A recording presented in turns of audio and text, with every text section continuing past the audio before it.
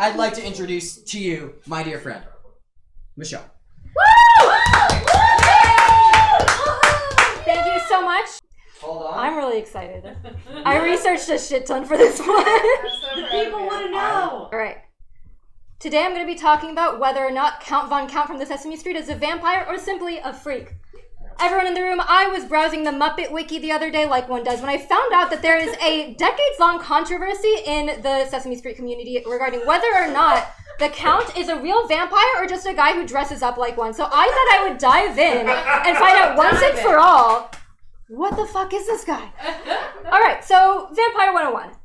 Basically, every culture has some form of the vampire myth. We're pretty familiar with what this looks like, but if you haven't been familiar with it, here's a list of popular traits to look out for. The main ones I found in my research is that this is a creature who is undead, has to feed off the living, whether that be via blood or energy, something like that. And then we're going to look out for all of these during our research. So, in defense of the Count's vampirism, why would we believe this gentleman is a vampire? Well, number one, he has fangs. He has 2 of them. 2 is normal number of fangs for a vampire.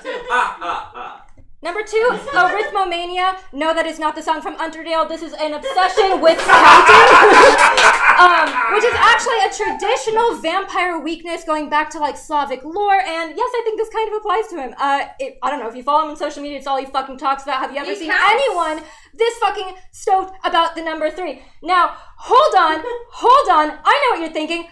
Michelle, if the Count loves numbers so much, how the fuck do you explain his actions in the 1977 story about the day the Count stopped counting? Well, to you, I would say if you fucking read the book, you'd find out that yes, the Count makes a mistake while trying to count something and he wants to give up because he thinks that he's not good at it anymore. But his friends, his community, they rally around him. They remind him that you don't need to let perfectionism get in the way of your interests. You can chase your passions. You can make mistakes, and that doesn't make you less of a counter. So if you read the book, you would know that's a bullshit argument. So this guy loves counting, and number 3, he has no reflection.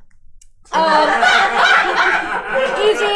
Number 4, he's averse to garlic, as you can see in the Sesame Street season 40 press kit. Number 5, he lives in a castle. That one's easy. Number 6, he has supernatural powers, as you can see in this clip of him using some kind of hypnotic trance on Bert and Ernie.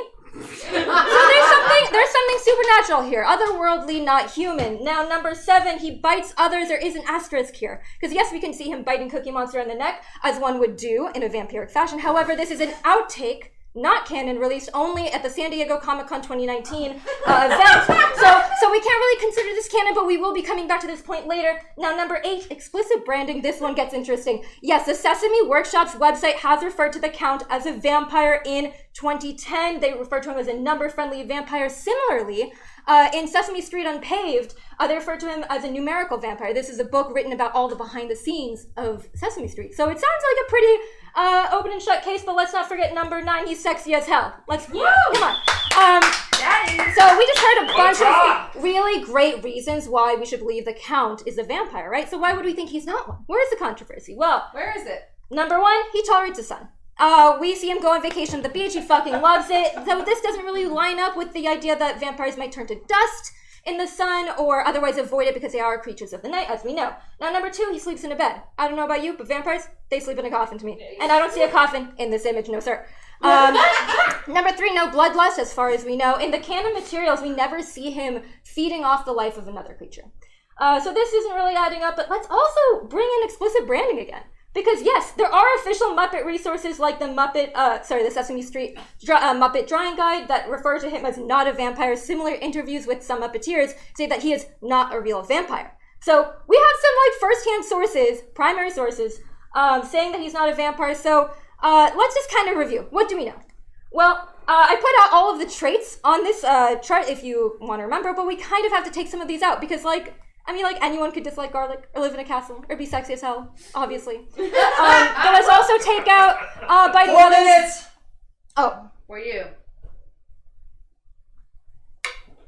We also have to take out biting others because, of course, it is an outtake, and we might as well cross off explicit branding because, they're conflicting. Like, you have two primary sources saying different things. So this also actually gets really interesting when you consider that for decades now, parents have been writing into the Sesame Street workshop, the children's television workshop, demanding they remove the count from their programming. What? Because he encourages children to befriend monsters, which is a poisonous thought. And when you think about this controversy, as well as the fact that in some scripts, they do refer to the Count as a vampire, but that did not make it over to the taped episode. You have to ask yourself, is the Count a vampire? And now Sesame Workshop is afraid of letting that truth out? And, okay, this does not actually prove vampire or not either way, but what the fuck is going on with this skeleton? Why is his bone? Why does he have a monocle made of bone? This is not vampiric, this is not Muppet, this is not man, I don't know what the fuck this was. So I was getting really fucking overwhelmed. I was getting overwhelmed and I didn't know what to do, so I did the only thing anyone would do in my scenario. And I assembled a team. I reached out to vampire experts across the country while labeling this as a consultation for an entertainment project.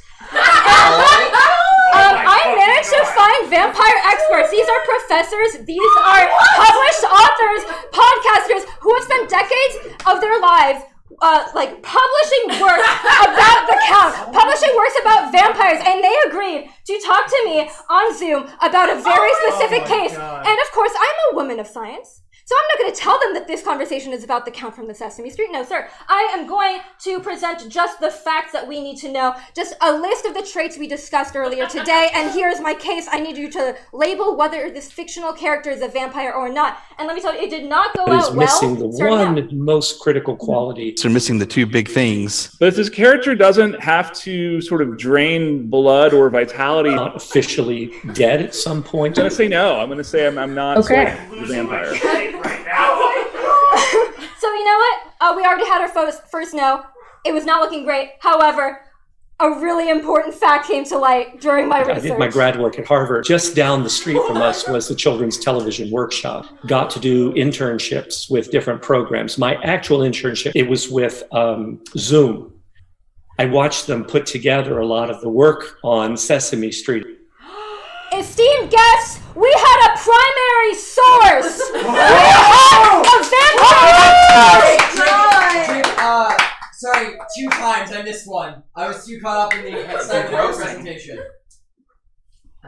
It's paused, don't worry. All right. We had a primary source. We had a vampire expert who has himself met the Count of Sesame Street. And you know what? This changed his answer. I asked him after, what did he think? And he made me think about something I didn't consider before, that maybe the Count feeds off of the energy of teaching children. Maybe the energy of the studio audience is enough to make this gentleman a vampire. Teaches, and from that teaching, he takes all these wonderful feelings. And he was not the only expert to think the kids learning how to count. Maybe it's the children counting along feeds him. So in my humble opinion, yes. I would say leans pretty close to vampire, if you ask me. Wow. Oh my God. We had 2 more yeses. It all comes down to my final guest, Dax Stokes, who gave me the a very Encyclopedia of the Dead says he is a vampire. But according to this book, which is the main encyclopedia of vampires, he is one. Everyone, 3 out of 4 vampire experts say the Count is a vampire. And do you know what that means? Okay, yes, he is not a freak. He is a vampire. But this can only mean one thing. I know exactly how I'm going to find him and get that son of a bitch, but I will leave that for my next presentation. Thank you.